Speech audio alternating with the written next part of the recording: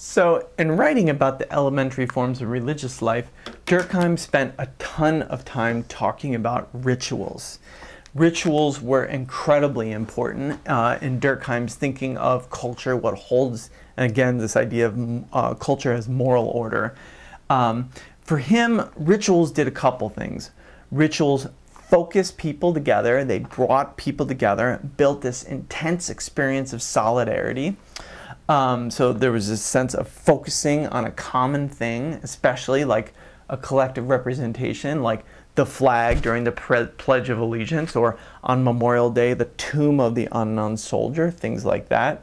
But rituals bind us together. They make us who we are because they embed these collective representations back down deeper in us.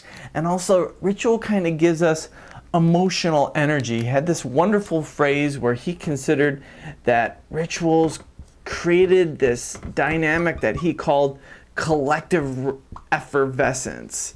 And you can think of effervescence like an Alka-Seltzer. When you drop Alka-Seltzer into a glass of water and there's this bubbling, this almost explosion of excitement. For Durkheim, that's what rituals did.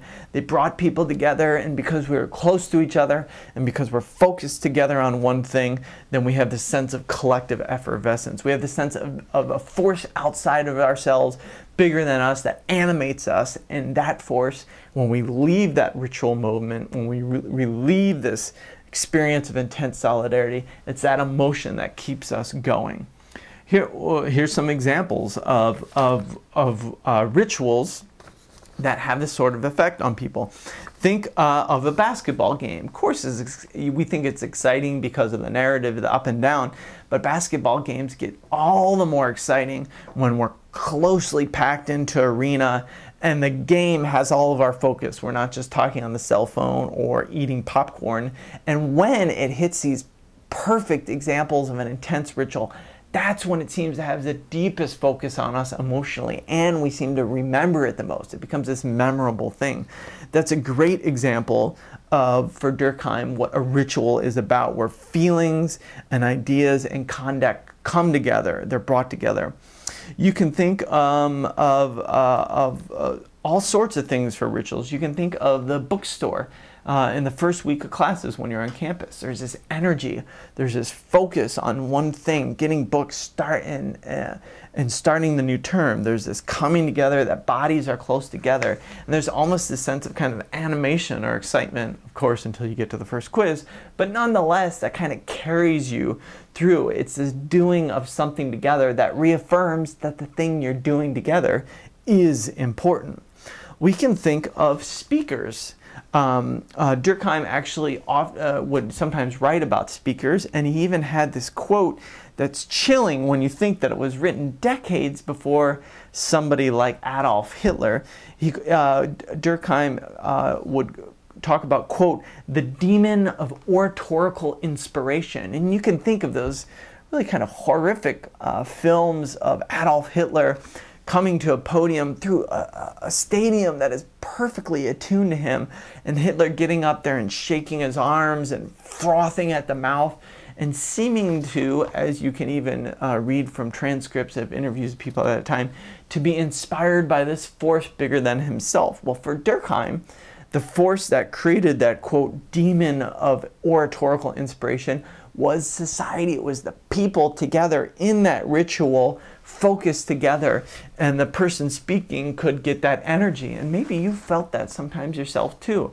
You can sometimes feel nervous at the beginning of some sort of formal speaking, but think of occasions when you've been in front of the group and you spoke more informally, and how inspiring it can be. Other rituals you can think about: the daily playing of the anthem on the University of Arizona's campus, how everybody gets a tour of the old main building. These are all things that rituals focus us on core kind of collective representations and those ideals and symbols, and re-embed those back into us. And for Durkheim, and this is a key twist, rituals are actually where those collective representations are born. So in these moments of rituals, we feel touched by a source that seems bigger than us, and it is bigger than us. It's society at work. We learn ways to relate to each other. We have new ideas pop into our head. These collective representations become a part of us in a whole other way. And Durkheim, and this is the big twist of his writing about religion, is that he says, you know what? All those collective representations that are a part of religion that we think come from something bigger than us, they do come from something bigger than us. But that something bigger than us is society. So Durkheim is critical of the religious belief that there's a God outside of us that has forces and ideas bigger than us. Because Durkheim, and he says this in his book, Elementary Forms of Religious Life, that which we experience as God, as the divine, is first and foremost, is primarily society. It's not that we've decided to create the divine, or that we're trying to fake ourselves and say there is no such thing as a divinity, but he talks about the actual sense of society, the feeling and ideals of society as being a source, a force of the divine. And it's because in these moments of ritual, we become so taken with ourselves as a social group that we generate these collective representations, these symbols, these ideals, and they have a power that is bigger than you and I alone. And that we come back to these rituals time and time again because they animate us and they animate those collective representations too. So a real kind of stunning theory when you step back and think about these components of collective representations and rituals and how those together create this moral order, this solidarity that glues society together. And so for the discussion this week, I wanted you to think about a ritual in your everyday life. Now you can think of ritual in a big honking formal sense, like a big gathering or an official event on, for example, Arizona's campus, or presidential debate. That's a form of ritual. Or you can think about small rituals, how you go about doing your thing with your family in the morning, or maybe how grocery shopping happens at a farmer's market. That would seem to maybe be a type of ritual. Or you could think about the interactions that occur at a restaurant between you and the serving staff, and the nature of that ritual. Rituals can be both big and small, but the point is they're recurring things that bring that focus the actors, the people together on something, and re-enliven and recreate the moral energy that comes out of that collective representation. And that embeds in us and kind of sustains us in the course of our social lives. Now let me talk about one more thing before I finish here, simply because it's an extension of Durkheim. So Durkheim has had a huge force on anthropology and sociology for the last 100 years, gone in all sorts of ways. If any of you have heard of Erving Goffman, he's a person that takes Durkheim's big thinking about society and brings them together in the interactions that we have with individuals. And many other sociologists have taken Durkheim's thinking in lots of ways.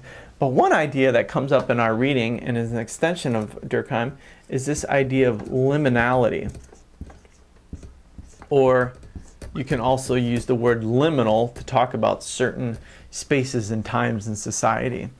So an anthropologist or social scientist writing in the 1960s and 1970s by the name of Victor Turner was working with Durkheim's theory and thoughts, but he was aware that there seemed to be times in our social life, moments of social life, where we don't seem that tied in, where we don't seem that to have that solidarity connection with one or other.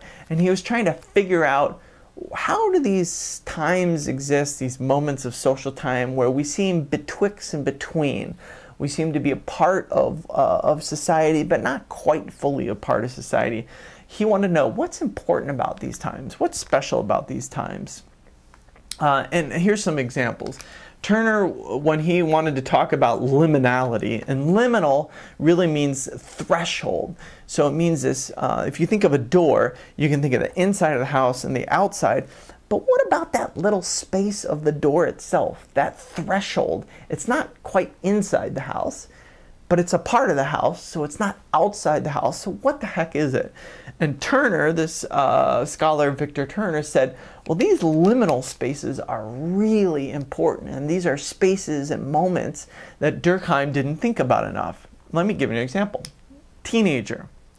We have children, we have adults. What the heck is teenager? Well, teenager, as it happens, is actually kind of a social moment. So a certain chunk of a human individual's life, particularly in Western societies, in the last really only 60 years. And now it's considered this special liminal time period where you're no longer a child, but you're no longer adult. So you no longer get spoon-fed, but you're no longer earning wages to feed yourself. You're no longer totally dependent on what your parents do for you, but you're not able to vote yet, or to join the army, or to drink. So it's this kind of window of time, we'll say between 13 and 16 and 17, where we expect these people, these teenagers as we call them, to look a certain way, to behave a certain way, to be responsible but irresponsible. If you watch the show The Middle of It All, Axel's a great example of this. A teenager caught in this liminal space that's betwixt and between. Or you can think of travel. If you leave the United States and travel to France, for example, you're an American, sure, but you're no longer in the United States. You're in France, but you're not really French. So what are you? Well, you're a traveler. You're in this between space. And Victor Turner actually wrote a lot about this concept of pilgrimage. This traveling that people will do along pilgrimage routes in different countries and in different time periods. And pilgrims are a classic between person. They're not at their destination where they're headed to. They're not at where they began, so they're between. They're not really involved in the day-to-day life of being a student or making money or being a parent or things like that. They're kind of doing this walking pilgrimage thing. They're both of this world, but in a lot of pilgrimages that are religious, kind of oriented beyond this world, so they're kind of caught in between. And Turner's point that there are lots of moments, either in our lives or spaces in our societies, that are liminal. So what is it about these liminal places? Well, Turner thought they had special properties. He thought that in these liminal spaces we could change roles, so we're no longer this old thing, or weren't quite this new thing, but we could be creative in changing into a new role. We could release energy that would be bad in these other parts of society. So we know teenagers are cranky and moody and that sort of thing. And in this concept of liminal, that's not just about biology, but it's because they're not quite a child, they're not quite an adult, but we allow them to kind of do things and to get away with things that we won't allow them to get away with when they're 21 or 22 years old. And Turner also thought these liminal spaces were interesting spots where new ideas and new patterns, new ways of life could be found and experimented with, and then brought back into society when the liminal moment closed or when the liminal phase ended. So for Turner, it was a way of looking at Durkheim's theory and saying, yeah, that's right, that's pretty cool and everything, but we don't spend all of our times in rituals kind of totally in the grasp of the strength of a collective representation that brings us together in moral order. Turner was interested in these between times. And I mention this because in the reading that we do for this week, it's a lot about this Durkheimian concept of rituals. In particular, how do the rituals of this tech company, this is a great cool example of what you can do with Durkheim, how do these rituals create moral order? And then the author notes, the author Kunda notes, that a lot of employees don't go to those rituals or stay outside of them. And they sit in this liminal space and they kind of complain, or they detach themselves from those ideals, from those presentations, but yet they're still a part of the company. And so Kunda, using this idea of liminal and liminality from Turner, wants to make sense of how you can have moral order despite people engaging and disengaging in different ways. So I've said a lot in this lecture, covered a lot of ground. If you have examples, let me know. But this week's discussion is really a chance to play with these concepts. So do it. Spend time with the concepts. think through the concepts. And if you have questions, email me. And as always, I'll see you next week.